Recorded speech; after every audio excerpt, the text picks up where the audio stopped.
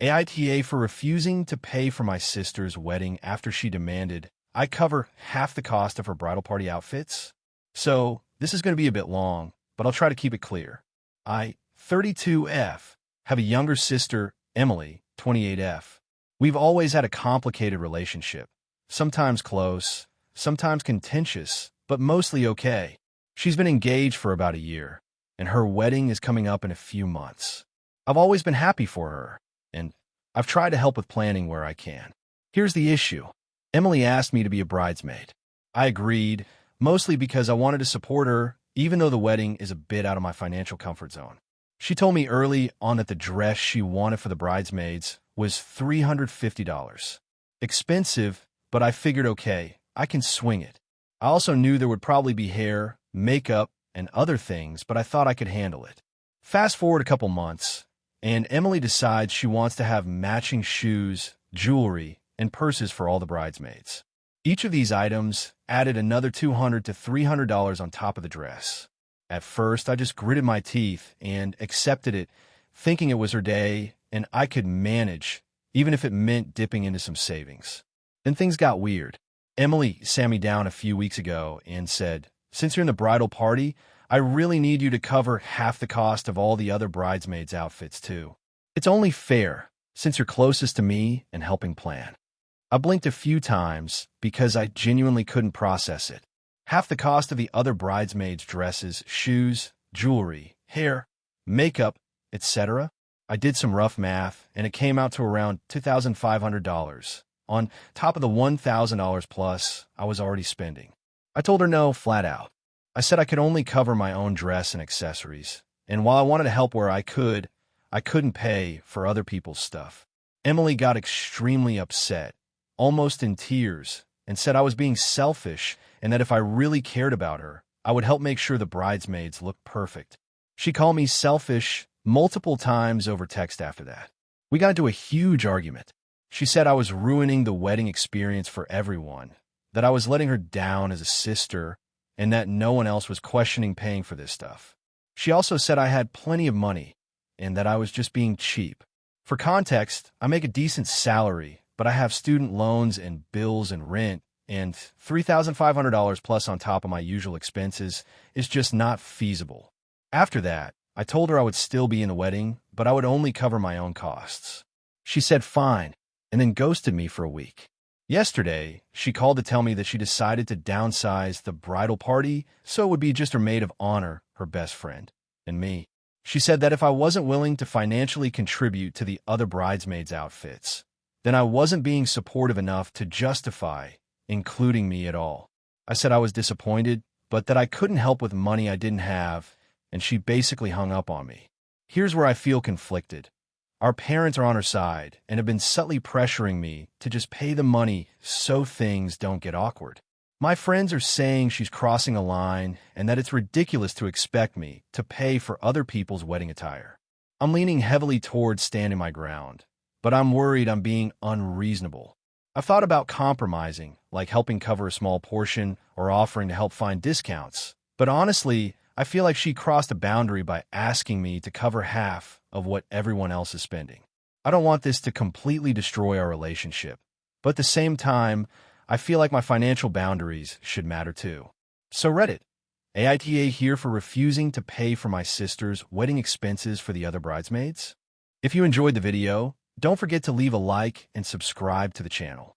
It helps the content grow and motivates me to create even more great videos. Turn on notifications so you don't miss any new uploads. By the way, I'm curious, when do you usually watch my videos? While working, studying, or just relaxing at home? Let me know in the comments. I'd love to hear from you. Thank you for your support.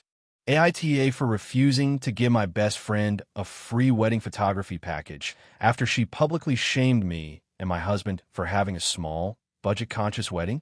I, 28F, have been married to my husband, Alex, 30M, for 3 years.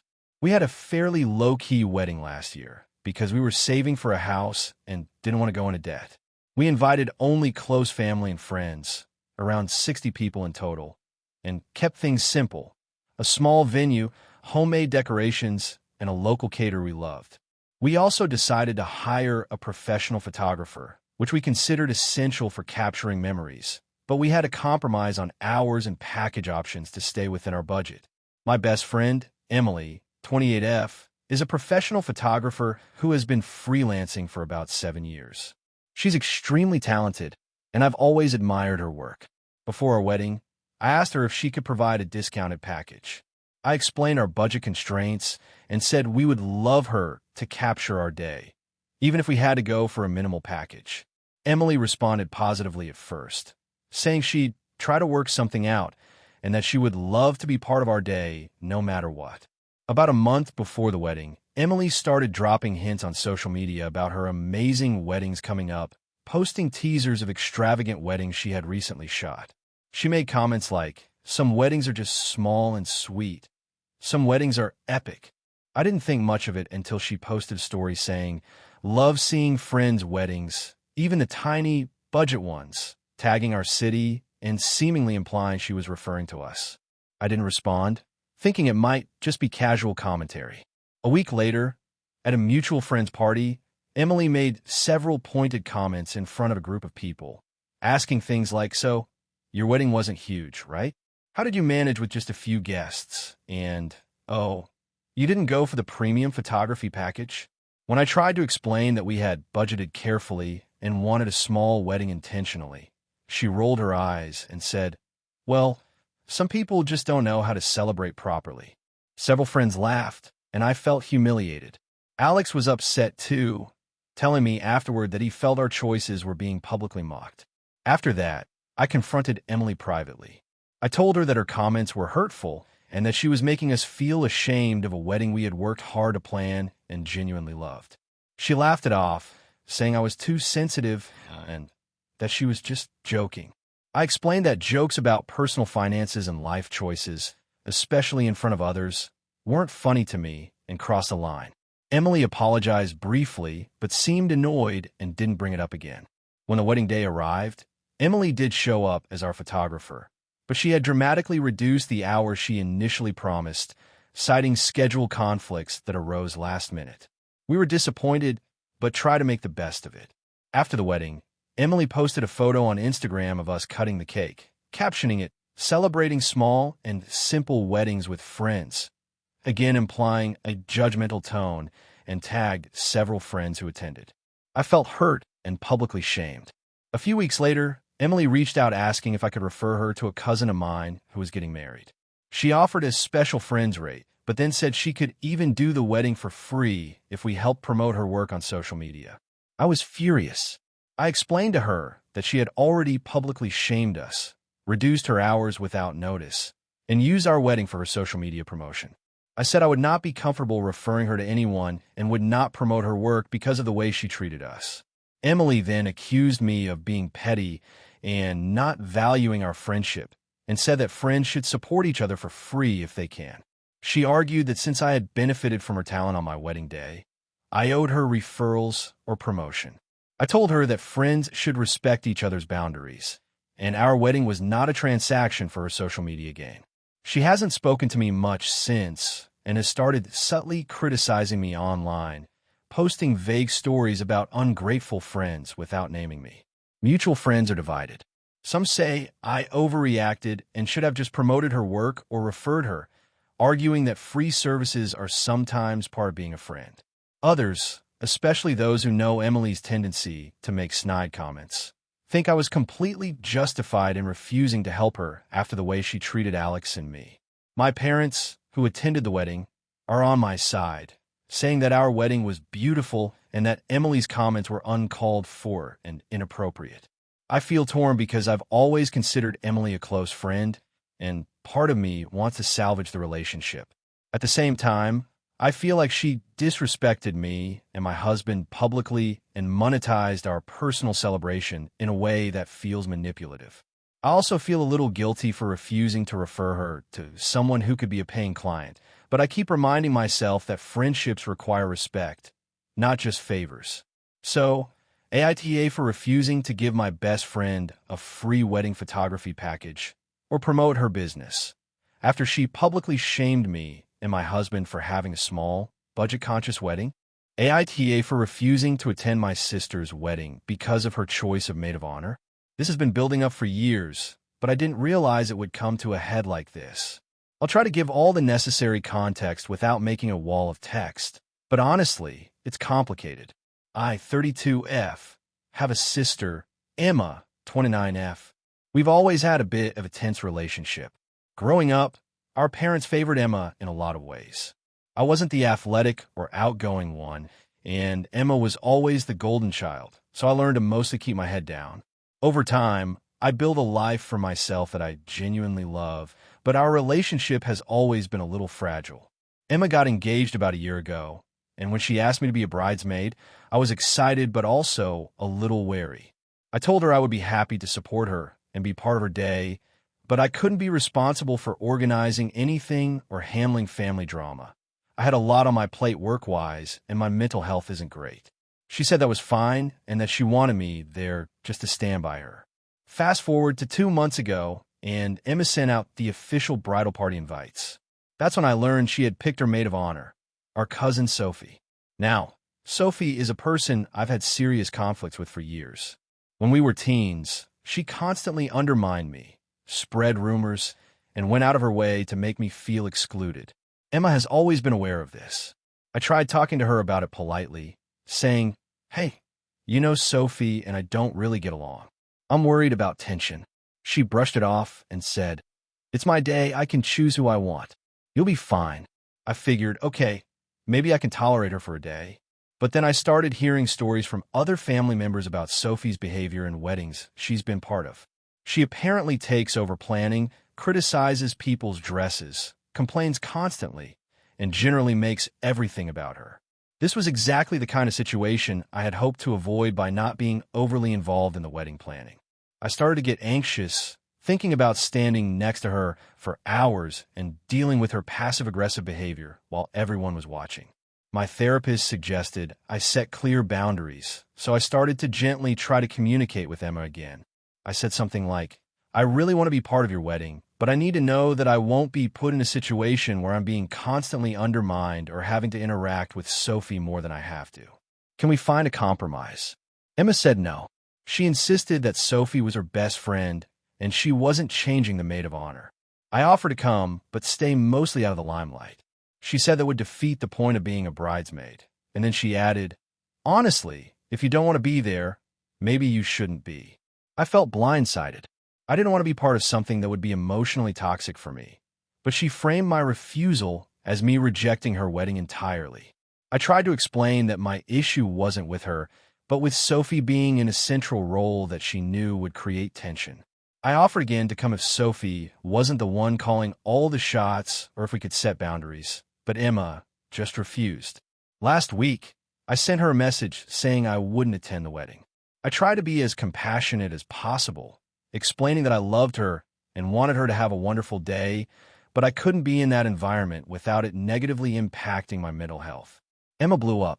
She accused me of being selfish, ruining family relationships, and making everything about me.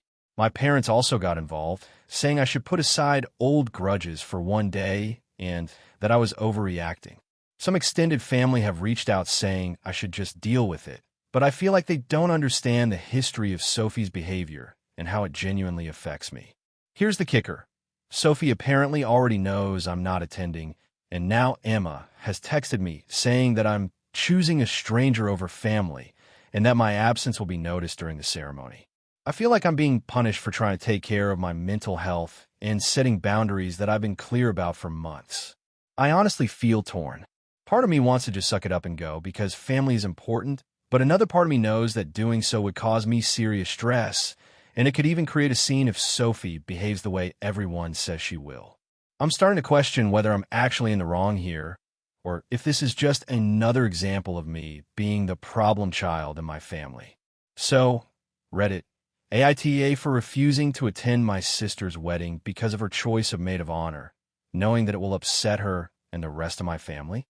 AITA for refusing to let my sister live with me indefinitely after she left her abusive relationship, even though my parents and boyfriend think I'm being unreasonable. I, 35F, have been married to my husband, Eric, 36M, for 8 years. We have 2 kids, 6 and 3, and live in a 3-bedroom house in a suburban neighborhood. Both Eric and I work full-time. I'm a project manager, and he's a graphic designer. We work from home a few days a week, and we've developed a fairly structured routine with our kids to balance work, school, and family life. My younger sister, Amanda, 32F, has been in an abusive relationship for about 5 years. She recently left her boyfriend after a particularly bad incident, which led to her apartment being broken into and her landlord evicting her because the property was damaged. She called me frantic, saying she had nowhere to go and needed a place to stay. She begged me to let her move in for as long as it takes. I was immediately sympathetic. I love my sister, and I wanted to help. But I also knew our house isn't big enough to comfortably accommodate another adult for an extended period. I have 2 kids, a husband, and a very tight schedule. Our home is already organized around our daily routines, and I worried that having another adult, even my sister, would disrupt that. I also know from past experiences that Amanda tends to be very dependent. When she has lived with friends or other family temporarily in the past, it usually turns into months or even years. I told her I could help her find temporary housing, help her cover the costs of a short-term rental, and support her emotionally, but that I couldn't commit to her living with us indefinitely. I also offered that she could stay for 1 week while I helped her secure something more permanent. Amanda got upset, saying I was turning my back on her, and that family should always come first. I tried to explain that helping her doesn't necessarily mean living together, and that I needed to protect my own family's stability. Eric, however, immediately said she could stay as long as she needed. He accused me of being rigid and lacking compassion, insisting that since this is a crisis, I should set aside my personal comfort. I told him I wasn't refusing to help. I was just trying to provide assistance in a sustainable way. He brushed it off and said I was overthinking and putting rules above family. Amanda moved in the next day anyway, after Eric called her and gave his approval. Initially, everything was manageable. She stayed in the guest room, and I tried to help her adjust. But within a week, issues started to arise. She was constantly in the kitchen, rearranging our pantry, leaving dishes piled up, and helping with the kids in ways that disregarded our established routines. She criticized how I managed bedtime and homework, which caused tension between her and Eric because he would back her up in small ways. I tried to set boundaries calmly. She needed to follow our house rules, respect our routines, and contribute to household chores. Amanda would agree but would then ignore them, saying she just wanted to feel comfortable or was overwhelmed. Eric again told me I was too controlling and that I needed to relax and let her settle in. I explained that letting her do whatever she wanted was not helping her. It was creating chaos in my home and making her reliant instead of independent. The situation worsened when Amanda started inviting friends over without asking, borrowing our car, and leaving personal items in common areas. I told her she could not continue doing this, and that she needed to respect our space. Amanda got upset and accused me of being mean and unsympathetic. Eric intervened, saying I was creating a hostile environment for her. Meanwhile, Amanda's stay became open-ended. She talked about staying until I get back on my feet, which I know from past experience could mean months or even longer. I reiterated that she could stay 1 more week while we helped her find a more suitable temporary arrangement, but Eric refused to enforce this limit. He said I was heartless and that she should have a home here as long as she needs. My parents also got involved after Amanda called them crying, saying I was refusing to help her. They called me and said I was being too strict and needed to let her stay. I explained the practical issues: small house, work from home, kids' routines, and Amanda's tendency to become dependent if given unlimited time. They said I was prioritizing comfort over family and implied I was being cruel. I feel guilty because I love Amanda and want to support her, but I also feel trapped.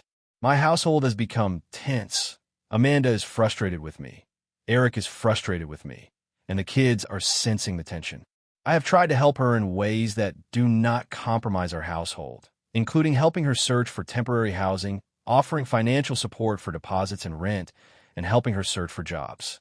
But both Eric and Amanda insist that the only real help is letting her stay indefinitely. I feel like I am being painted as the villain for enforcing boundaries, but I also fear that letting her stay indefinitely would be unsustainable and potentially harmful to my own family's stability. I want to help Amanda in a meaningful way, but I also have to protect my kids' routines, our home, and my own mental health. So, AITA for refusing to let my sister live with us indefinitely after leaving her abusive relationship, even though my parents and boyfriend say I'm being unreasonable and selfish.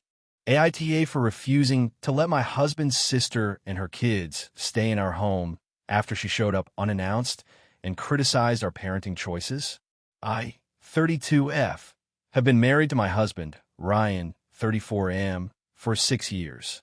We have 2 kids, ages 5 and 2, and we've always been very intentional about how we raise them. Ryan and I have a system that works for us. A mostly screen-free household, strict bedtime routines, healthy eating habits, and very little sugar. We're aware our approach isn't traditional, but works for our family, and our kids are happy, healthy, and thriving. Ryan's sister, Melissa, 30F, has been a source of tension for years. She's single, has 3 children under 8, and frequently moves between relatives' homes. She has a habit of showing up unannounced and treating other people's homes as if she were a permanent guest. Melissa has a very different parenting style than we do. Her kids are allowed to eat junk food whenever they want, watch unlimited TV, and stay up late. She tends to criticize our choices openly, saying things like, "Your kids are missing out on life," or "You're being way too strict. They're only young once." 2 weeks ago, Melissa showed up at our house around 10 a.m. on a Saturday with her 3 kids, announcing that she and the kids were coming for a long weekend because she needed a break. Ryan was at work. I had a messy house and a 2-year-old refusing breakfast. I tried to politely explain that this wasn't a good time and that we weren't prepared to host, but she ignored me and started bringing in suitcases. I asked her to step outside while I made some calls, but she refused, saying, "You'll get used to having us here." Melissa then immediately started criticizing everything. She told my 5-year-old that he needed candy like her kids, laughed at our 2-year-old for taking a nap, and said our house was too clean and boring. She also scolded me in front of the kids for controlling their lives and being uptight. I felt humiliated, especially as her kids were running around, touching everything, and making messes. I told her repeatedly that she was not welcome for the weekend and that she needed to leave. She said, "You're overreacting, it's family," and refused to go. I called Ryan at work, explaining the situation. He came home as soon as he could, and Melissa tried to argue with him, claiming that I was being unreasonable and that she raised her kids fine. Ryan agreed that her behavior was inappropriate, and we asked her to leave. She eventually left, but she's now sending passive-aggressive texts to both of us, saying that we're selfish and unkind, that we don't care about family, and that our kids will be unhappy without her influence. Melissa's children are now upset because she's telling them we don't like them and want nothing to do with them. Some relatives are also upset, saying that we should make room for family and not shut her out, while others think she crossed the line. Ryan and I have been talking about long-term boundaries. We don't want Melissa or her kids staying over unless there's an official plan and she agrees to follow our rules. I feel guilty because family is supposed to be close, but I also feel like letting her stay would be chaos and disrespectful to our household. We've tried compromise in the past. I offered Melissa a hotel nearby and even invited her to dinner, but she insisted on being in our home. I also offered her the kids for a supervised playdate, but she insists she needs to be here to help. I'm increasingly stressed because I feel like any decision we make is met with guilt-tripping and passive aggression. I love my nieces and nephews, but Melissa has shown that she cannot respect our home or parenting style. Ryan and I have discussed long-term boundaries and agreed that our family's peace and our parenting decisions come first. I'm worried that standing firm will upset extended family further and that Melissa will escalate.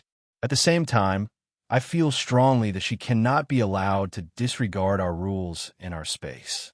So, AITA for refusing to let my husband's sister and her kids stay in our home after she showed up unannounced and openly criticized our parenting choices. AITA for confronting my sister over her parenting choices, even though it caused a huge family fallout. This has been weighing on me for months, and I still can't tell if I was completely in the wrong or if my concerns were valid. I, 32F, have a younger sister, Lily, 28F, who recently had her first child, a daughter named Emma. Lily has always been a little impulsive and dramatic, but I always assumed she would figure things out once she became a parent. I was wrong. From the start, Lily seemed completely unprepared for parenting.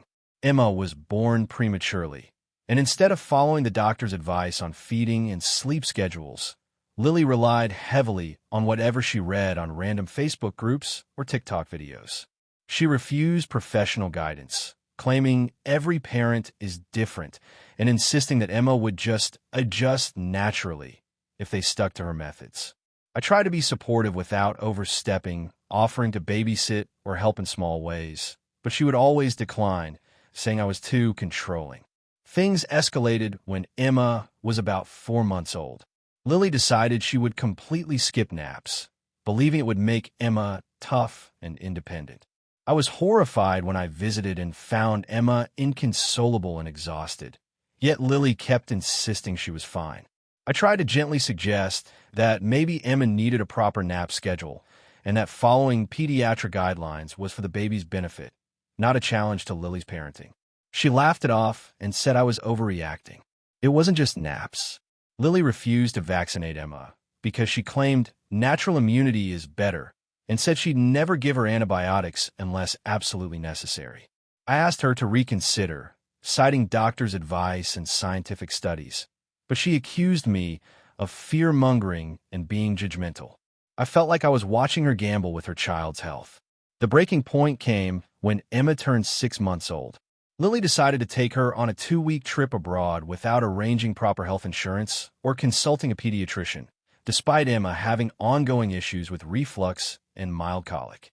I couldn't ignore it any longer. I begged her not to go, explaining that traveling with a medically vulnerable infant without precautions was extremely risky. She told me I was being dramatic and that she knew what was best for her child. I finally lost my patience and sent a message that I now realize was probably harsh. I said, I don't know how else to say this, Lily. I can't watch you put Emma in situations that could harm her.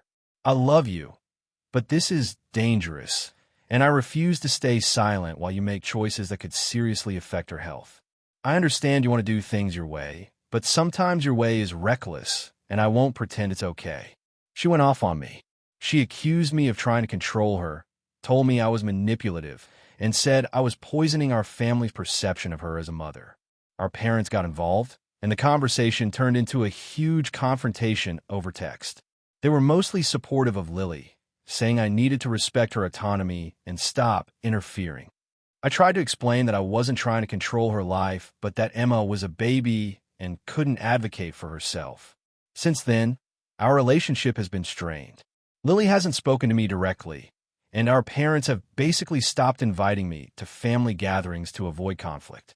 I get updates on Emma through mutual friends, and while she seems okay physically, I can't shake the anxiety about some of Lily's choices, like refusing standard vaccinations and ignoring sleep schedules. I feel torn. On one hand, I hate that I've caused a rift in my family. I don't want to be the person who alienates her over judgment. On the other hand, I can't ignore what I see as clear neglect or at least risky behavior. I keep thinking that if I hadn't said anything, something worse could have happened, and I would have regretted staying silent forever. I'm trying to figure out whether I was truly out of line by confronting her, or if standing up for the safety of a baby is justified, even if it angers the parent. I want my family back, but I also feel like I have a moral responsibility to protect Emma, even indirectly. So, Reddit, AITA for confronting my sister over her parenting choices, even though it caused a huge fallout with her and my family. Character count, 6627. AITA for refusing to attend my sister's wedding because of family secret. I, 32M, have been carrying around a family secret for years, and it's finally reached the point where I feel I need to set boundaries. I'm not proud of the situation, but I genuinely think I'm being reasonable, and I need perspective because my family thinks I'm overreacting. A bit of context. My sister, Emma, 30F, has always been the perfect sibling. She's accomplished, social, and generally everyone's favorite. Growing up, I was always the troublemaker in the family, which I've mostly grown out of, but it's left a lasting impact. Our parents, understandably, have a soft spot for her, but it's also created tension over the years. That tension has mostly been manageable, but the real problem started about a year ago. A little over a year ago, I discovered something shocking about my father. He's been having an ongoing affair for decades, and the woman he's been involved with is someone I actually know personally, a family friend who comes to most of our gatherings. I didn't tell anyone at the time because I wasn't sure what to do. It wasn't my place to air it publicly, and I didn't want to cause unnecessary drama. But it has weighed on me heavily, especially since our family prides itself on its reputation. For context, my father has always presented himself as a pillar of morality and integrity in front of extended family and friends. Fast forward to now. Emma is getting married in 2 months, and the wedding planning has been consuming a huge part of the family's energy. Invitations went out months ago, and everything seems perfect on the surface. But I can't shake the knowledge of my dad's long-term infidelity, especially because the woman he's been seeing is someone Emma genuinely likes and trusts. I know if this secret were revealed, it would devastate her, and I also know it would cause irreparable damage to family relationships. I've tried to push it to the back of my mind and participate in wedding planning as best as I can, but it's becoming unbearable. The thought of celebrating what feels like a facade makes me physically sick. I have no problem with my sister, and I genuinely want her to have a happy day, but I can't ignore my conscience or the emotional weight of what I know. I decided to have a conversation with my parents about my feelings. I explained that I couldn't, in good conscience, attend the wedding without feeling like a hypocrite. I didn't say anything about revealing the affair because I know that would be devastating, but I wanted to set a boundary. I could not be part of the celebration while pretending everything was fine. My mother reacted with disbelief and guilt-tripping, saying I was overreacting and being selfish for even considering missing my sister's wedding. My father, predictably, became defensive, insisting that I was making it about me instead of letting Emma enjoy her day. I tried to reason with them, saying that my choice isn't about punishing anyone, but about protecting my mental health and avoiding being complicit in celebrating something that feels morally contradictory to me. I even suggested alternatives, like attending only part of the wedding or having a private celebration with Emma, but my parents shot these down. They said anything less than full participation would ruin the wedding and be unforgivable in the family. When I told Emma, she was initially confused and hurt. She kept asking why I would do this now, and I felt like I couldn't explain the whole situation without completely shattering her world. She accused me of being dramatic and said I was making a small issue into a huge problem. I tried to explain that it's not about her, but she sees it differently. I don't want to destroy my relationship with her, but I also don't want to feel complicit in pretending everything is perfect when I know it isn't. A few extended family members have found out about my decision, and the reactions are mixed. Some say I should prioritize my sister's happiness and let her enjoy her wedding, while others say that my mental health and moral comfort are valid reasons to step back. I'm torn because I genuinely love my sister, but the idea of being in a room celebrating under false pretenses is unbearable. I feel like if I went, I'd be forced to smile and congratulate everyone while constantly thinking about the secret that everyone else is blissfully unaware of. I also know that refusing to attend will cause tension. My parents have made it clear they might cut me out of family events for the foreseeable future, and I might be branded as the problematic sibling forever. My friends tell me I should do what's best for me, but family is a different kind of pressure, and I feel stuck between loyalty to my sister and loyalty to my own principles. At this point, I've more or less made the decision to skip the wedding entirely. I plan to write a heartfelt letter to Emma explaining my love for her and my reasons without divulging the full truth. I want her to know that my absence is about protecting my conscience and not about rejecting her. But as the wedding approaches, the guilt is crushing, and my family keeps calling, pleading, and sometimes guilt-tripping me. I feel like no matter what I do, I'm going to be seen as the villain, and I keep questioning myself. Am I really wrong here, or is my family simply refusing to acknowledge my point of view? I've spent countless nights weighing the pros and cons. On one hand, I could go, smile through the event, and keep the peace.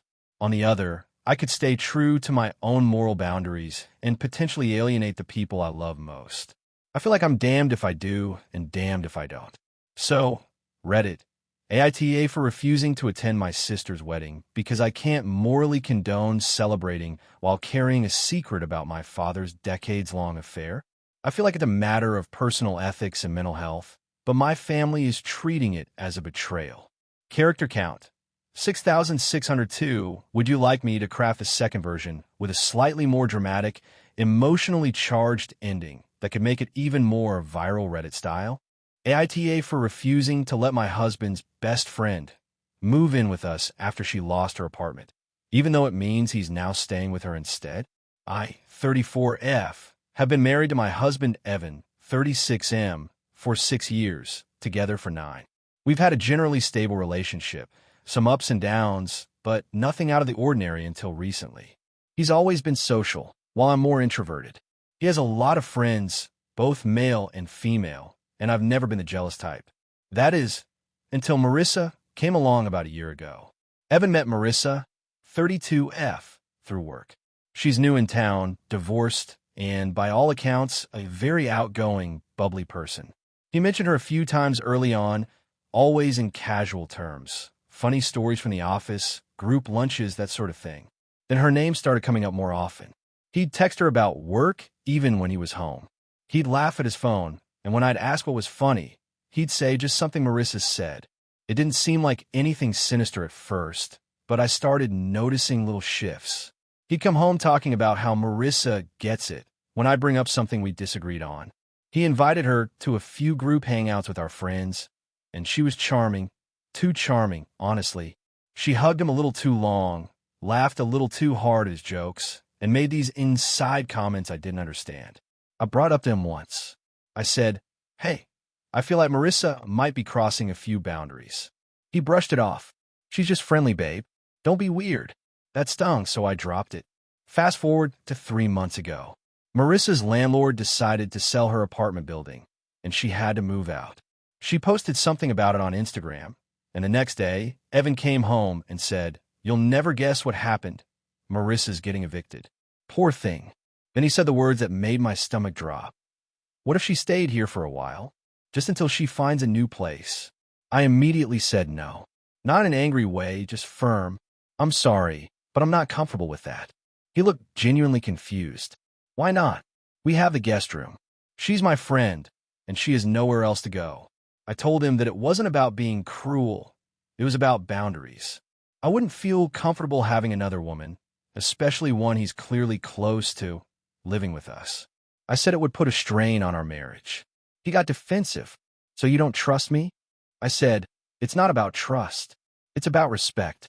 This would make me uncomfortable, and if the situation were reversed, I think you'd feel the same way."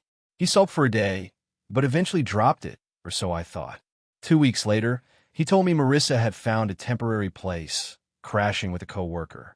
I thought that was the end of it, but over time, I noticed he was spending more and more evenings helping her move or grabbing dinner to catch up. I'd ask when he'd be home, and he'd say, "Late, don't wait up." One Friday night, he texted me around 11 p.m. saying, "Hey, Marissa's really stressed about apartment hunting. I'm going to stay here tonight, so she's not alone." I called him immediately. He didn't pick up. He came home the next morning like nothing had happened. When I confronted him, he said, "She had a panic attack. I couldn't just leave her." We had a huge fight. I told him he crossed a massive line, and that if he felt the need to sleep over at another woman's house to comfort her, then maybe he needed to rethink what marriage meant to him. He said I was being heartless and jealous. A week later, he packed a bag and said, "I think I'm going to stay at Marissa's for a while. You've made it clear you don't want her here, and she needs support.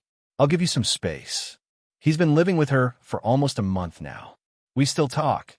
He says he's just helping her get back on her feet and insists nothing physical is happening. But he also refuses to come home until things calm down. His family is divided. His sister told me she thinks he's being an idiot and that it's inappropriate, but his mom said she understands because he just has a big heart and hates seeing people struggle. My friends think it's emotional cheating, plain and simple. Now here's where it gets complicated. Last week, Marissa texted me. She said she wanted to clear the air and that she didn't want to be the reason my marriage falls apart. She swore nothing romantic was happening, that Evan was like a brother to her, but then added, "I can't help it if he's the only person who's been there for me lately." That line made my blood boil. I told her, politely but firmly, that I didn't want further contact. When I told Evan she'd messaged me, he got mad at me. He said I was cold to her and that I confirmed all the bad things she thinks about me. That's when I told him that if he didn't come home by the end of the week, I'd consider us separated. He said, "If that's what you want," and hung up. Now my in-laws keep calling me, saying I should have compassion and not give up on him. My own parents think I should lawyer up. I'm torn. I love him, but I can't recognize the person he's become. A part of me wonders if I'm being unreasonable. Maybe I should have just let her stay for a few weeks. Maybe this entire mess happened because I drew too hard a line. But the other part of me thinks, if I hadn't drawn that line, maybe I'd be living with both of them right now, pretending everything was fine while watching my marriage crumble from inside the house. So Reddit, AITA for refusing to let my husband's friend move in, even though it's led to him living with her instead? Hey friends, if you enjoy this content, don't forget to like the video and share your thoughts in the comments. We really want to know what you like and what can be improved. What do you think of the video? Are there any topics you'd like to see in future videos? Your feedback really helps us get better. Thanks for being with us. AITA for refusing to let my sister's fiancé stay in my house after what he said to my daughter. I, 39F, live with my husband, 41M, and our two kids, Emily, 14F, and Jack, 11M. We've been in our house for about 8 years. My younger sister, Claire, 32F, recently got engaged to her fiancé, Dan, 34M. They live about 3 hours away, but visit my family often since my parents and I live in the same city. Claire and I have always been close. She was the wild one growing up, more outgoing, risk-taking, and a bit of a rule breaker, but she's mellowed out in her 30s. Dan, on the other hand, has always rubbed me the wrong way. He's one of those guys who thinks being honest is a personality trait, and that people are too sensitive these days. I try to be civil for my sister's sake, but he said things that make my skin crawl. Jokes about women being emotional, calling my husband a beta once because he does laundry, and teasing my son about playing piano instead of sports. The issue started 2 weekends ago. Claire and Dan came to stay with us for 3 nights because they were going to a friend's wedding nearby. My husband and I agreed, mostly because my sister was excited to spend time with the kids. The first night was fine. The second night, though, everything blew up. We were all in the living room watching a movie. Emily came downstairs wearing leggings and an oversized sweatshirt, pretty normal for a teenager. Dan laughed and said, "You know, Claire used to wear stuff like that to get attention. Careful, Em, the boys will start lining up." Emily looked really uncomfortable and tried to laugh it off, but I told him that wasn't appropriate. He smirked and said I was too uptight and that joking around is how people bond. I told him it wasn't bonding if it made someone uncomfortable. He shrugged and said, maybe if she can't handle a comment like that, she shouldn't dress like that. Emily went upstairs crying. My husband told Dan that was way out of line, and Claire jumped in to defend him, saying he didn't mean it that way. I told her I didn't care how he meant it. It was gross and disrespectful. The tension got bad enough that they went to bed early. The next morning, I found Emily still upset. She said Dan had made comments like that before, calling her heartbreaker, and once asking if she had a boyfriend yet, which made her uncomfortable, but she didn't want to make a scene. That set me off. I told my husband that I didn't want Dan in my house another night. When they came downstairs, I told them calmly that they needed to find a hotel for the rest of their stay. Claire thought I was joking at first, then got angry. She said I was humiliating her fiancé and making a big deal out of nothing. Dan muttered something about modern parents raising weak kids. I told him to pack his things and leave. They left in a fury. Claire texted me later that I'd ruined the weekend and embarrassed her. She said Dan grew up in a family that teases each other and that I was overreacting. I replied that I didn't care what his family did. He wasn't going to sexualize my teenage daughter or make her feel unsafe in her own home. My parents got involved a few days later, because of course they did. My mom said she understood where I was coming from, but thought I could have handled it more privately instead of kicking them out mid-visit. My dad, who has never liked Dan either, said I did the right thing and that Claire needed to see what kind of man she was marrying. Now Claire isn't speaking to me. She sent one last message saying she won't invite me to her wedding if I don't apologize to Dan. I told her I'd love to attend her wedding, but not if the cost of admission was pretending that what he did was okay. Emily says she's grateful I stood up for her, but I can tell she feels guilty about being the reason her aunt is mad. My husband keeps saying I shouldn't feel bad, but I do wonder if I went too far by throwing them out instead of just laying down ground rules. To make things even more complicated, Claire told our mom that Dan's family heard what happened and now thinks I'm trying to sabotage their relationship. Apparently, his mother called Claire crying because she thinks I'm accusing her son of being a predator. I never said that, just that his comments were inappropriate. But it's blown up into something much bigger than I intended. Part of me wonders if I should have just pulled Dan aside privately and told him his comments weren't acceptable. Maybe then it wouldn't have turned into such a huge mess. But another part of me thinks he needed a hard boundary, because he clearly doesn't respect softer ones. The whole thing has fractured my family. My mom wants me to apologize just to smooth things over. My dad told me to hold my ground. My sister hasn't returned my calls or texts for over a week. I keep going over the moment in my head, wondering if there was a better way to handle it. What's messing with me the most is that Emily asked me if she was too sensitive. She said she didn't want to cause drama, and that maybe she should have just ignored him. Hearing that broke my heart, because that's exactly the kind of mindset I don't want her to grow up with, thinking she has to tolerate inappropriate behavior to keep the peace. Still, I hate the idea that my relationship with my sister might be permanently damaged over this. We've been close all our lives, and I never imagined something like this would drive us apart. But I can't see myself apologizing for protecting my daughter. So now I'm stuck between feeling like I might have escalated things too fast and knowing that if I hadn't, Dan would probably keep making those kinds of comments, maybe worse as Emily got older. AITA for refusing to let my sister's fiancé stay in my house after what he said to my daughter. AITA for refusing to give my sister-in-law the wedding photos I took after she accused me of ruining her special day. I, 29F, have always loved photography. It's not my full-time job, but it's my biggest passion. I take portraits, landscapes, and sometimes small weddings for friends who can't afford a professional photographer. I don't charge because I genuinely enjoy capturing memories. My husband's younger sister, Emily, 26F, got married this past August. Emily and I have a complicated relationship. She's always been polite but distant. When I joined the family, she made little comments about how I'm married up or that I tried too hard to fit in.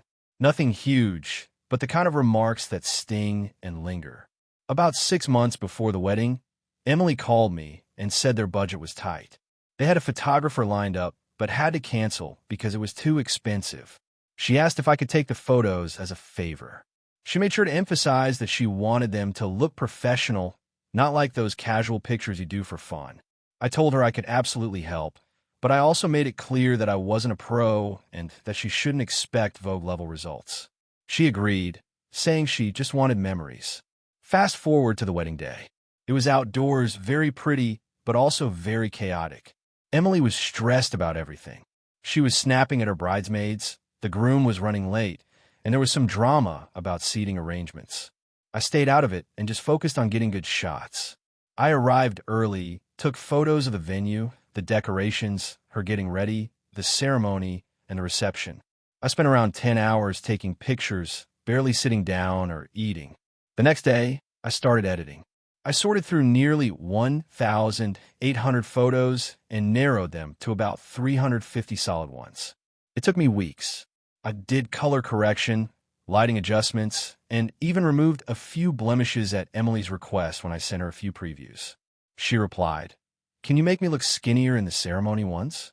I told her I didn't do that kind of editing, but I could adjust angles or lighting to flatter. She said fine, but I could feel the tension. 2 weeks later, I sent her a full online gallery. I thought she'd be thrilled. Instead, she texted me an hour later saying, "I can't believe you would do this to me." Apparently, she hated how she looked in the photos. She said the lighting made her look old, that I didn't capture the romance, and that I focused too much on myself. That last part confused me until I realized she was talking about a few shots where I was reflected in a mirror while photographing her. I apologized, said it wasn't intentional, and offered to remove those. But she said she wanted everything deleted. I told her I'd be happy to remove the ones she didn't like and re-edit some others. She told me to just forget it and said I had ruined her wedding memories. I was honestly hurt, but figured she was just overwhelmed. 2 weeks later, my mother-in-law called me in tears. She said Emily was heartbroken because she had no photos from her wedding and asked me to please send her copies again. I told her Emily had told me to delete them. Maya Miles said she didn't mean it. I said I still had the photos, but before I gave them back, I wanted an apology because Emily had accused me of doing it on purpose. That set off a firestorm. Emily called me screaming that I was holding her wedding hostage. She said I was cruel for making her beg for her own memories. I told her I wasn't making her beg. I just wanted her to acknowledge that she'd been incredibly rude and hurtful. She hung up on me. Then came the social media posts. She made a long Facebook rant about people who pretend to be generous but ruin things for others. Several family members messaged me, saying I should just give her the photos to keep the peace. My husband supports me completely and says I don't owe her anything after the way she treated me. I haven't deleted the photos, but I also haven't sent them. I told my MIL that if Emily reaches out directly and apologizes sincerely, I'll happily send everything back. But until then, I'm not rewarding that behavior. Now the family is split. Half of them think I'm justified because I spent weeks doing something for free and got insulted in return. The other half thinks I'm punishing Emily over hurt feelings and that I should rise above it because it's her wedding. I'll admit, part of me feels guilty. These are once-in-a-lifetime moments. I don't want to be the villain who kept someone from having her wedding memories. But at the same time, I feel like if I just hand them over, she'll never learn that treating people like dirt has consequences. A few nights ago, Emily texted my husband directly and said, "Tell your wife I'll apologize if she promises to give me all the photos unedited." He replied, "That's not how apologies work." She blocked him after that. Even now, Maya Mile keeps trying to mediate. She said, "Can't you just forgive her? Family fights aren't worth it." I told her I have forgiven Emily, but forgiveness doesn't mean forgetting the way she disrespected me. What's worse, I found out Emily's trying to get photos from guests' phones to make an album. Some of those guests asked me to send them the official shots so they could include them, but I refused because I know they'll end up back with Emily. My husband says it's my call, but I hate how tense family dinners have become. Everyone tiptoes around it. I thought time would cool things off, but Emily keeps posting vague statuses about people who can't let go of control. Here's where I start questioning myself. Am I being too stubborn? I know emotions were high, and she said things she probably didn't mean, but so did I. If I were in her shoes, I'd be devastated not to have any pictures of my wedding. Maybe I'm taking this too personally and letting my pride get in the way. But then again, every time I think about reaching out, I remember how she screamed at me and accused me of sabotaging her day out of jealousy. I remember the post she made, the way she turned the family against me. And I think, why should I reward that behavior with something I poured hours of my life into? So Reddit, AITA for refusing to give my sister-in-law her wedding photos after she accused me of ruining her day. AITA for refusing to attend my sister's wedding after she announced a child-free rule that only applies to my kid. So I, 32F, have a 6-year-old son, Mason. He's my entire world. I had him pretty young, and while it wasn't easy, I've built a good life for us. My sister, Julia, 29F, is getting married in December.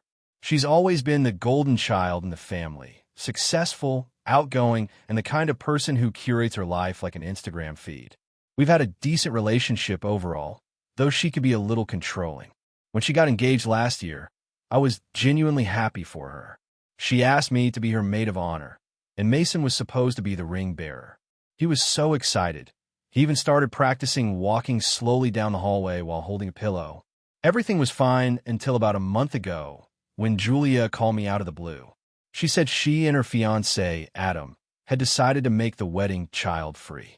I told her that was fine and that I understood, until she added that this only applied to certain kids, specifically younger or disruptive ones. I asked what that meant, and she said, basically just Mason. I thought I misheard her. I said, wait, what? You're banning my son, but not other people's kids. She sighed and told me not to make it a whole thing. Apparently, Adam's nieces and nephews, ages 4, 8, and 10, are all still invited because, in her words, they're part of the wedding party and know how to behave at formal events. I was stunned. Mason had literally been part of the wedding plan from the beginning. I asked why she suddenly thought he couldn't behave, and she said, he's energetic, and this is going to be an elegant evening. No offense, but he's just not the right vibe. The vibe? He's 6, not a drunken college kid. I reminded her how he sat quietly through her engagement dinner and how polite he is in public. She just said she didn't want to risk it and that it was her day, her rules. Then she told me she'd understand if I wanted to step down as maid of honor since this might be emotional for me. I didn't say much at the time because I didn't want to cry over the phone, but after thinking about it for a few days, I texted her saying that if Mason isn't welcome, I won't be attending either. I told her I can't celebrate an event that deliberately excludes my son for no real reason. She went nuclear. She accused me of trying to ruin her wedding and make everything about me. She said I was being dramatic and selfish, that plenty of parents get babysitters, and it's just one night. I told her this wasn't about babysitting. It was about the double standard. My parents got involved. My mom tried to stay neutral at first, but eventually took Julia's side. She said, honey, it's just easier if you go alone. It's one night. My dad, however, quietly told me he thought it was ridiculous and that Julia's reasoning made no sense. Things have gotten even messier since then. Julia posted on Facebook about setting boundaries with people who don't respect your wedding vision. And of course, her friends chimed in supporting her. Some said, child-free means child-free, but others noticed the selective rule and commented that it seemed unfair. Julia then changed her privacy settings so I couldn't see the post, but another family member sent me screenshots. Now other relatives are taking sides. My aunt called me last week and said I should just go because it's family, but my cousin told me she thought Julia's decision was cruel and controlling. Here's the thing. Mason doesn't even know he's been uninvited. He still talks about the wedding and how he can't wait to wear his fancy shoes. I've been avoiding the topic, but the closer we get to the date, the harder it is. Part of me wants to tell Julia exactly how hurtful this is, not just to me, but to a little boy who adores her. But another part of me thinks she doesn't deserve an explanation. Julia has been texting me guilt-tripping messages for weeks, saying things like, "You're really not going to be there for me? After everything I've done for you, and I can't believe you'd throw away our relationship over one small rule." I haven't responded to most of them because I know I'll just get angrier. Last weekend, my mom called again and begged me to reconsider. She said Julia has been crying nonstop and that the stress is affecting her health. She even asked if I'd come just for the ceremony and skip the reception to compromise. But I don't see how attending the ceremony of a wedding that bans my child makes anything better. Adam apparently told my dad that he doesn't have a problem with Mason but wants Julia to be happy. My dad said he tried to reason with her, but Julia is convinced I'm boycotting her marriage out of spite. It's honestly heartbreaking. I always imagined being there for her big day, but this whole thing feels like she's drawing a line and daring me to cross it. Last night, I got a long message from Julia saying that if I don't attend, she'll never forgive me and that sisters should support each other no matter what. I started typing a reply, but I stopped because I realized I don't even know what to say anymore. I keep replaying everything in my head. The way she dismissed Mason as a vibe issue, how she tried to make me feel guilty, and how everyone expects me to be the one to bend. I'm tired of being the one who compromises while she gets to set the rules. I love my sister, but I also love my son, and I refuse to let him be treated like he's unworthy of being part of the family. So now I'm stuck between two options: cave in and attend without Mason, or stand my ground and miss my sister's wedding entirely. Part of me wonders if I'm being too emotional, but another part feels like this is about respect, not just for me, but for my child. I never thought something as stupid as a wedding guest list could fracture a family like this, but here we are. AITA for refusing to attend my sister's wedding because she uninvited only my kid. AITA for refusing to let my sister move into my house after she lost hers, even though I have a space. I, 34F, own a 3-bedroom house that I bought about 5 years ago after saving for nearly a decade. It's nothing fancy, but it's comfortable, and it's mine. I've always been proud of that because I grew up in a family where money was always tight and stability was rare. My younger sister, Megan, 29F, was the complete opposite of me when it came to finances. She's always been spontaneous, generous to a fault, and, to be blunt, reckless with money. When we were younger, I was the saver and planner. Megan was the dreamer. She dropped out of college twice, switched careers 4 times, and has lived with at least 6 different boyfriends since she was 21. My parents always bailed her out, while I was expected to handle things on my own because I was the responsible one. It's been a lifelong dynamic. I'm the planner. She's the chaos. A few months ago, Megan's luck finally ran out. She was living with her fiancé, Trevor, and they had just bought a fixer-upper together using mostly his credit and her savings, the little she had left. The house needed a lot of work, and they planned to renovate it themselves. But then Trevor lost his job, they couldn't keep up with the mortgage, and they broke up shortly after. Megan didn't just lose her partner, she lost her house too, because she had co-signed but didn't have the funds to buy Trevor out. When she called me crying, I genuinely felt bad for her. She said she had nowhere to go and needed a place to crash for a little while. I told her she could stay in my guest room for 2 weeks while she figured things out. I even helped her move her stuff into storage and took her out for groceries. I didn't want her to feel abandoned, but I also didn't want history to repeat itself. 2 weeks turned into 4 turned into 8. During that time, she didn't pay a single bill or contribute to groceries. I didn't ask for rent because I wanted to be supportive, but I did expect her to at least help around the house. Instead, she treated the place like a dorm. Dishes piled up, lights were left on all night, and she constantly had friends over just for a drink, which turned into late-night hangouts with loud music. Things came to a head when I came home from work one Friday and found out she had invited a guy she met online to stay the night without even asking me. When I confronted her about it, she said I was being controlling and that she was an adult who deserves to have a life. I told her that she could have a life, but not at the expense of my comfort in my own home. We had a huge argument. She accused me of acting superior because I got lucky in life and that I couldn't understand how hard things were for her. I snapped and told her that luck had nothing to do with it. I worked hard for years, saved money, and made responsible choices while she was spending hers on impulsive vacations and manifesting her dream life. After that, things were tense. She stopped talking to me unless necessary and started slamming doors and leaving messes everywhere. 2 weeks later, I finally told her she needed to move out. I gave her a full month's notice and even offered to help her with the first month's rent for an apartment if she could find one. She exploded again, saying I was abandoning her when she needed family the most. She reminded me that our parents always told us to look out for each other, and she accused me of being heartless for throwing her out when she was already down. I told her I wasn't throwing her out, I was setting a boundary. She left a few days later to stay with a friend, but apparently, she's been telling everyone in our family that I kicked her out onto the street. Now my mom and a few relatives are furious with me. My mom called me last week and said Megan was crying and felt betrayed. She said I should have kept her until she got back on her feet, even if it took months.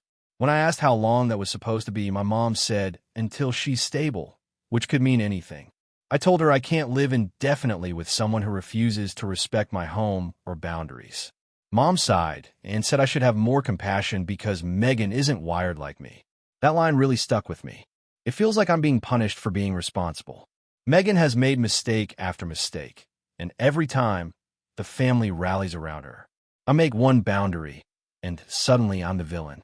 The part that really stung was when Megan texted me last week saying, "I hope you enjoy your perfect little house alone. Must be nice to not care about family." I didn't even reply. I'm so tired of feeling guilty for protecting my peace. Here's the kicker. One of my cousins told me Megan is already talking about moving in with her new boyfriend, someone she met just a month ago. Apparently, she's planning to start fresh and trust the universe. I'm honestly relieved that she found somewhere else to stay, but it also makes me question whether she ever truly needed me as much as she claimed, or if she just didn't want to face the consequences of her choices.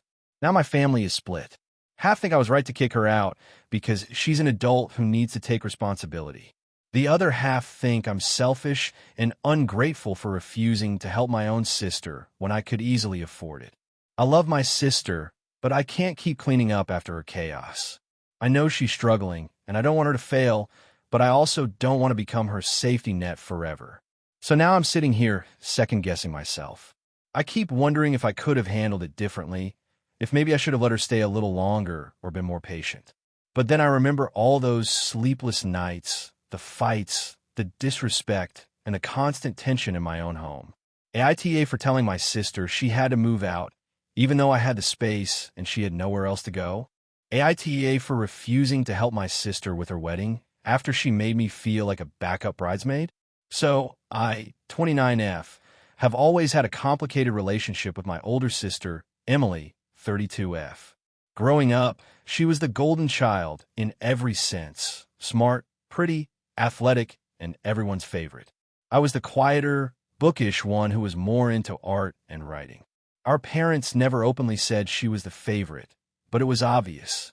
Emily could break curfew and get grounded for a day. If I forgot to clean the kitchen, I'd lose my phone for a week. Despite that, I've always tried to have a good relationship with her. I attended all her sports games, supported her through college applications, and even helped her move twice. I never expected equal treatment. I just hoped we'd grow closer as adults. Emily got engaged last year to her fiancé, Mark, 34M. He's honestly a good guy, calm, thoughtful, and someone I actually enjoy being around. When they announced their engagement, I was genuinely thrilled for her. I assumed I'd be part of the wedding somehow. Maybe not maid of honor, since she has a best friend, Claire, who's been her ride or die since middle school, but at least a bridesmaid. Months passed, and nothing.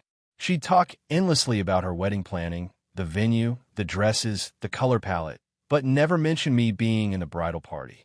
Eventually, curiosity and mild hurt got the better of me, so I asked her outright if she'd chosen her bridesmaids. She said, "Oh yeah, Claire's my maid of honor. Then I've got Jenna, Kelsey, and Amber. None of those are family members. Just friend from college." I tried to smile and say I was happy for her, but I guess my face gave me away because she quickly added, "I just didn't want to mix family and friends. It can get messy." That stung, especially because Mark's brother and cousin are his groomsmen. Fast forward about 4 months. I'm at our parents' house for dinner when Emily shows up visibly stressed. She immediately pulls me aside and says, "Okay, so Amber had to drop out as a bridesmaid because she's pregnant and won't be able to travel. Would you be willing to step in?" I froze. Step in. Like I was some spare tire in the trunk. She said like she was doing me a favor, but really, I felt like an afterthought. I told her I'd think about it. That night, I talked it over with my boyfriend, Ryan, 31M. He said he'd support whatever I decided, but he pointed out that I seemed more hurt than excited. And he was right. I realized that being a replacement bridesmaid wasn't something I wanted. So I texted Emily the next morning and politely declined. I said something like, "Thanks for thinking of me, but I'd rather just attend as a guest and help celebrate without the added stress." She replied almost instantly, "Seriously? You can't be that busy. It's one day." I explained that it wasn't about being busy. It was about feeling like an afterthought. She blew up. She accused me of being selfish and jealous, saying I was making her wedding about me. She told our mom I was trying to ruin things, and now my parents are firmly on her side. Mom said, "This is her special day. It doesn't matter when she asked. You should be honored to be part of it. Dad tried to stay neutral, but basically told me to keep the peace. It got worse. 2 weeks later, Emily asked me to help with some wedding prep since I wasn't in the bridal party. She wanted me to handle the seating chart and design the invitations, both time-consuming tasks. When I said no, citing that I didn't want to be involved if I wasn't really part of it, she said I was holding a grudge. I reminded her that I'd spent hours helping her look at venues and tasting cakes months ago, before she'd even asked me to join as a backup, and she hadn't thanked me once. She said, "Well, you're my sister. That's what sisters do." Meanwhile, she gushes online about how her amazing bridesmaids are helping her so much. It's like she's intentionally leaving me out of the narrative, but still wants my labor behind the scenes. Then, last weekend, our mom called me crying. She said Emily's stressed and that the wedding is falling apart because no one's helping her. Apparently, one bridesmaid can't make the bachelorette weekend, another has work conflicts, and now Mom wants me to step in and save the day. I told her I'm done. I'll attend the wedding, smile for the photos, and support her from the guest section, but I'm not taking on any planning or bridal duties. Mom said I'm being cold, and that family should step up when needed. Even Ryan thinks I might have been a little harsh in tone when I told my mom I'm not her unpaid backup planner. But honestly, I'm tired of being the fallback. I've spent years being the second choice. To be clear, I still plan to attend the wedding. I already bought a nice gift and a new dress. I'm not sabotaging anything. I just don't want to participate in something where I'm only valued when it's convenient. Emily hasn't spoken to me since. She sent me a group text with family reminding everyone of the rehearsal dinner schedule, but excluded me from the bridesmaids thread. My mom is still pushing me to do the right thing and fill in wherever needed for the sake of family harmony. It's gotten to the point where I'm considering skipping the rehearsal dinner altogether just to avoid the awkwardness. Part of me feels guilty because I know weddings can be stressful and people act weird under pressure. But another part of me wonders why it's always my job to smooth things over. Emily never apologizes, never takes accountability, and everyone just lets it slide because that's just how she is. When I told my aunt about it, she said, "You're right to stand up for yourself. Don't let them guilt you into fixing her mess." But now half my family thinks I'm being petty over a dress and a title. Maybe I am. Maybe I should have just accepted the offer and treated it like a peace offering instead of a slight. But every time I picture standing up there next to her, I know I'd feel fake, like a prop she pulled off the shelf at the last minute. So now, the wedding is in 2 months, and I'm wondering if I've made this unnecessarily dramatic, or if it's finally time someone in this family stopped letting Emily treat them like a convenient backup plan. AITA for refusing to help my sister with her wedding after she only asked me to be a bridesmaid when someone else dropped out. AITA for refusing to let my sister bring her emotional support dog to my wedding even though it caused a family war. I, 29F, am getting married next February to my fiancé, Jake, 31M. We've been together for 7 years, and the wedding planning has been in full swing for months. It's going to be a medium-sized event at a historic mansion near our city. The venue is gorgeous. Lots of old architecture, marble floors, and expensive vintage furniture. The only issue is that they have a strict no animals policy, which we were fine with because, well, it's a wedding, not a pet parade.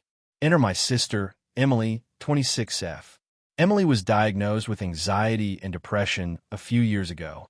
She's been in therapy and on medication, and last year she got a dog, Milo, who she calls her emotional support animal. Milo is a 2-year-old golden retriever. He's sweet, but also huge, very excitable, and not exactly well trained. He's jumped on people, stolen food off counters, and chewed shoes more than once. I like dogs, but I don't necessarily want one slobbering all over a $3,000 wedding dress or scratching antique furniture. Back in August, Emily asked if she could bring Milo to the wedding as her +1. I laughed at first, thinking she was joking, but she was dead serious. I reminded her of the venue's rule, and she said I could just talk to them because Milo wasn't just a dog. He was a medical necessity. I told her that emotional support animals aren't legally considered service animals, and the venue wouldn't make an exception. I also added that Jake and I wanted a calm, elegant ceremony, not one where a golden retriever might bark during our vows. Emily got upset, said I was discriminating against her for having a mental health condition, and accused me of not caring about her needs. I told her I loved her, but this was my wedding and my decision. She hung up on me. A few days later, my mom called and said Emily had been crying nonstop, claiming I was punishing her for her anxiety. My mom told me I should just make an exception for family and that it would mean the world to Emily. I tried to explain again that it wasn't just about the venue rules. It was also about not wanting to deal with a potentially disruptive dog at a black tie event. My mom said, "You're choosing aesthetics over your sister's mental health." That stung, but I stood firm. A week later, Emily texted me saying she'd worked it out. She said she'd get a letter from her therapist labeling Milo as a service dog. I told her that wasn't how it worked. You can't just reclassify an emotional support dog because you want to take it somewhere. She said I was being cruel and that I clearly didn't understand what it's like to live with constant anxiety. She then sent a paragraph-long message about how Milo keeps her grounded and how she can't handle large crowds without him. At this point, Jake got involved. He's usually diplomatic, but even he was like, "This is getting ridiculous." He said if Emily truly couldn't attend without the dog, she could skip the ceremony and come to the smaller family brunch we're hosting the next day. I relayed that to Emily, who responded with, "So you'd rather I stay home than let me have the one thing that helps me?" From there, it exploded. My parents took Emily's side and said I was prioritizing rules and appearances over compassion. My dad even offered to pay the venue extra to deal with the dog issue. I called the venue just to check if that was possible, and they flat out refused. They said it was a preservation concern for the antique furnishings and that the policy was non-negotiable. When I told my parents this, they said I should just switch venues altogether. That's when I lost it. I told them switching venues over a dog was insane, especially when deposits were already paid. Now the family is divided. My mom and dad aren't speaking to me. Emily has told half our extended family that I'm ostracizing her for being mentally ill, and my aunt texted me saying she can't believe I'm doing this to my sister. Meanwhile, Jake's family thinks my sister is being entitled and that I'm being way too patient. Here's the kicker. A few weeks ago, we attended our cousin's outdoor wedding. Emily brought Milo, with the couple's permission, and it was chaos. Milo barked during the ceremony when the couple kissed, knocked over a centerpiece at the reception, and tried to grab food from a guest's plate. Emily laughed it off and said he's just excited. Jake and I exchanged a look that said everything. That moment confirmed that we made the right call. After that, I sent Emily a message saying I still loved her, but the no-dog rule was final. I even offered to pay for her to stay at a nearby Airbnb if she needed a quiet place to decompress during the wedding weekend. She read it and never replied. My mom later told me Emily has decided she's not coming at all unless Milo is allowed. Now, my parents say if Emily doesn't attend, they might not either because families should stick together. I honestly don't know what to do anymore. I feel like no matter what I say or offer, it's never enough. I'm not trying to make my sister miserable. I'm just trying to have one day where things go smoothly. Jake keeps telling me that people show their true colors around weddings, and maybe this is just one of those moments. But I can't shake the guilt. Part of me wonders if I'm being selfish or cold-hearted. I know anxiety is real, and I don't want to minimize what Emily goes through. But I also don't think her coping mechanism should override everyone else's comfort, the venue's rules, and the effort we've put into this day. To add salt to the wound, a few of our family friends have now said they understand Emily's side because mental health isn't a choice. One even suggested I make a small, dog-friendly space outside the mansion, which would be absurd. It's February in the Northeast. Now every time I talk to my mom, it turns into a guilt trip about how sisters should be there for each other. Meanwhile, Emily has been posting vague quotes on social media about toxic family members who don't care about mental health. I love my sister, but I'm at my breaking point. I've spent months trying to balance empathy with practicality, and all it's done is create more drama. So, AITA for not letting my sister bring her emotional support dog to my wedding, even if it means she and my parents might not come. AITA for refusing to give up my deceased sister's wedding dress, even though her fiancé wants it for his new bride. So this is going to sound messy, because it is messy.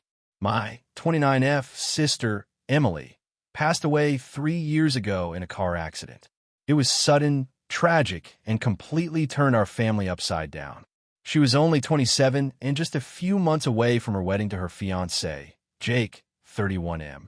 They've been together for nearly 8 years, high school sweethearts, the whole storybook thing. Emily had picked out her dream wedding dress, an absolutely stunning gown that she saved for months to buy. It was custom-altered, delicate lace sleeves, small pearls sewn into the bodice, and a long cathedral train. She adored that dress. She used to talk about how she'd keep it forever and maybe even pass it down to her kids one day. When she died, our parents were inconsolable. Jake was too. It broke everyone. I was the one who helped clean out her apartment. Among her things was the wedding dress, still in its garment bag, hanging in the closet. Nobody could bear to deal with it at the time, so I took it home with me for safekeeping. It felt wrong to just leave it behind. Fast forward 3 years. Jake stayed in contact with my family for a while, and we saw him at holidays the first year after Emily's death. Over time, naturally contact faded. I didn't hold that against him. Grief is personal. But about a month ago, I found out through a mutual friend that Jake is engaged again. I was genuinely happy for him. He deserves to find happiness after everything. Then, last week, he reached out to me directly. It was the first time we'd spoken one-on-one in almost 2 years. He said he had a special request. He asked if I still had Emily's wedding dress. I told him I did. He said his new fiancée, Lauren, 28F, had seen pictures of it and fell in love with it. He said he thought it would be beautiful to honor Emily's memory by having Lauren wear it at their wedding. I honestly thought he was joking at first, but he wasn't. He went on about how it would be a full circle moment and that Emily would want the dress to be worn, not boxed away forever. I told him I didn't think Emily would want another woman wearing her dress, especially not for Jake's next wedding. That dress was hers. It represented her love story with him. He said I was being sentimental and selfish, that it was just a piece of fabric, and that I was hoarding something that could bring new meaning to his life. He also claimed his new fiancée was deeply touched by Emily's story and wanted to honor her legacy. I said no, firmly. Since then, my phone has been blowing up. Jake messaged me several times, calling me cruel and saying I'm keeping him from closure. Lauren messaged me too, telling me she was heartbroken that I would stand in the way of love and cling to a dead woman's dress.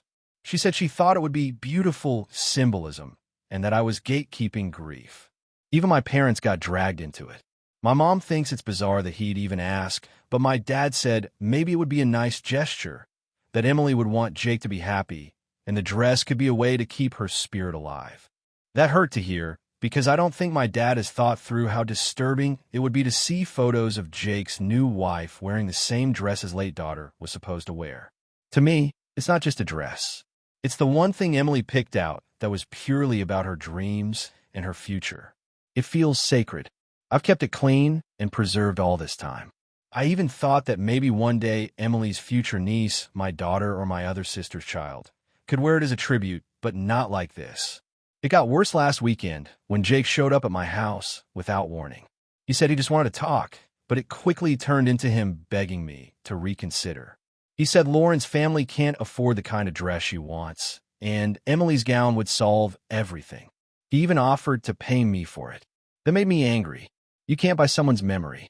I told him to leave, and that if he kept harassing me, I'd block him completely. Now, the entire situation has divided people around us. Some mutual friends think I'm being vindictive, that it's been years and I should let go. Others say Jake's request is completely out of line. I'll admit, I haven't let go of Emily. I still visit her grave on her birthday and keep some of her things that remind me of her. Maybe I'm too attached, but to me, giving away that dress would feel like betraying her. Yesterday, Lauren posted a long, cryptic post on Facebook about how grief can turn people bitter and how love should transcend the past. I didn't respond, but several people from our hometown clearly knew it was about me. I've gotten messages from strangers telling me I'm heartless for not sharing Emily's beauty. Now I'm second-guessing myself. Maybe I'm being too protective. Maybe I'm clinging too tightly to something that's just fabric at the end of the day. But every time I picture that dress on someone else, especially Jake's new bride, my stomach turns. It feels wrong in every possible way.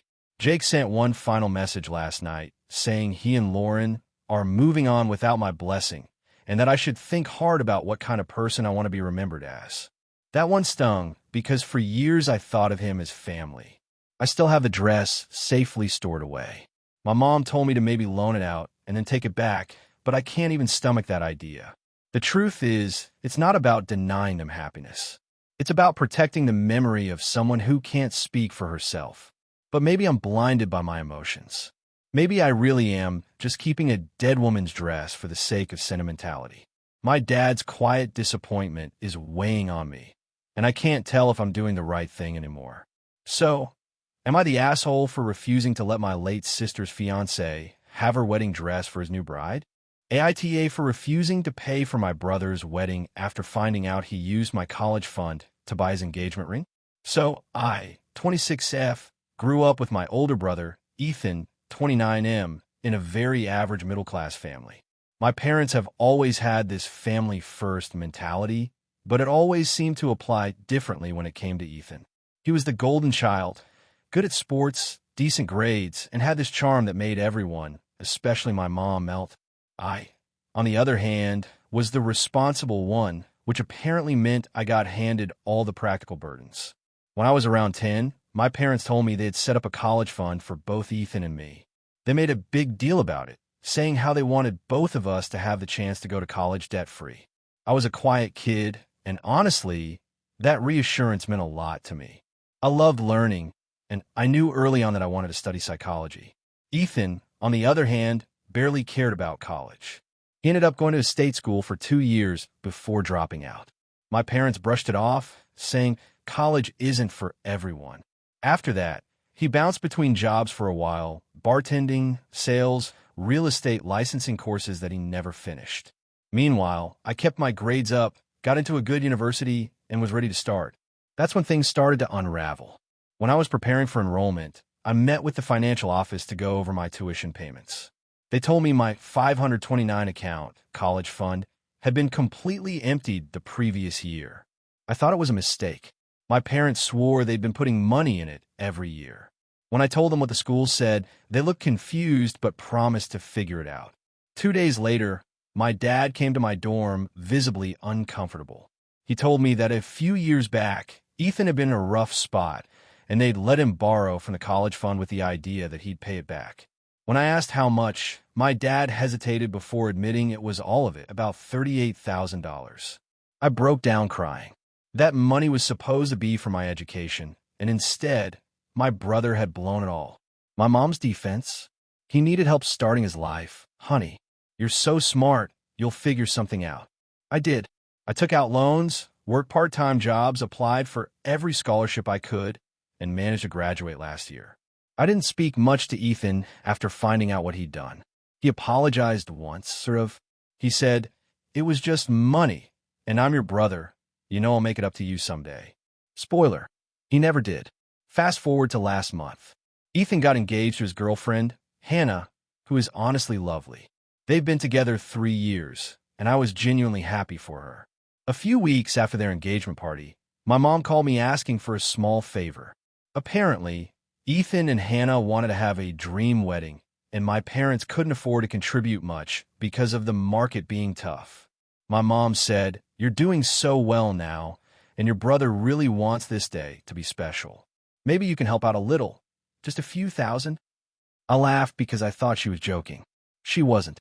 She said Ethan mentioned that I owed the family since they had helped me with college, which was a complete joke since it was literally the other way around. I told her there was no chance I was paying for anything related to that wedding. She sounded hurt and said, "It's just money, sweetheart. Don't be spiteful." Then came the kicker. Hannah called me privately a week later, sounding nervous. She told me she had recently learned something that might explain the tension between Ethan and me. Apparently, Ethan confessed that the engagement ring he bought her, worth around $10,000, was paid for from my college fund. He had told her my parents approved it because I wasn't using it anyway. She was horrified when she found out the truth and said she felt sick about wearing the ring. That sent me over the edge. I called Ethan absolutely livid. He got defensive, saying it wasn't fair that I was still holding it over his head after all these years. He claimed the money went to a good cause because it started his family life. I told him the only thing it started was my resentment. My parents got involved and, of course, took his side again. My mom said, "You're ruining his happiness over something that's in the past." So I made a decision. A few days later, Ethan and Hannah sent out their wedding invitations. I RSVP'd no and texted in our family group chat that I wouldn't be attending and that I didn't plan to give a gift either. I also said, since we're revisiting old debts, maybe I'll start sending monthly statements for that $38,000 I apparently loaned him. My mom called me immediately, crying, saying I was being cruel and selfish. My dad tried to mediate, saying, "We all made mistakes, but family forgives." Ethan sent me a message calling me vindictive and jealous because he's getting married first and has moved on. The rest of my extended family is now split. Half think I'm justified. The other half says it's family money, and I should let it go for the sake of peace. To make things worse, Hannah reached out again and said she completely understood why I was angry, but begged me not to punish her for Ethan's actions. She even said she might give the ring back, but she doesn't want to ruin her relationship with my parents or cause more drama before the wedding. Now I'm second-guessing myself. Maybe I should just let it go and avoid the conflict. But every time I think about the sacrifices I had to make because of that stolen fund, the late nights working 2 jobs, the anxiety over debt, it makes me furious that everyone wants to sweep it under the rug. It's not just about the money anymore. It's the fact that Ethan never faced a single real consequence. And now I'm expected to smile, pay up, and clap for him at the altar like nothing happened. So, Reddit, AITA for refusing to pay for my brother's wedding, and for refusing to attend, after finding out he used my college fund to buy his fiancé's engagement ring. Thank you for watching until the end.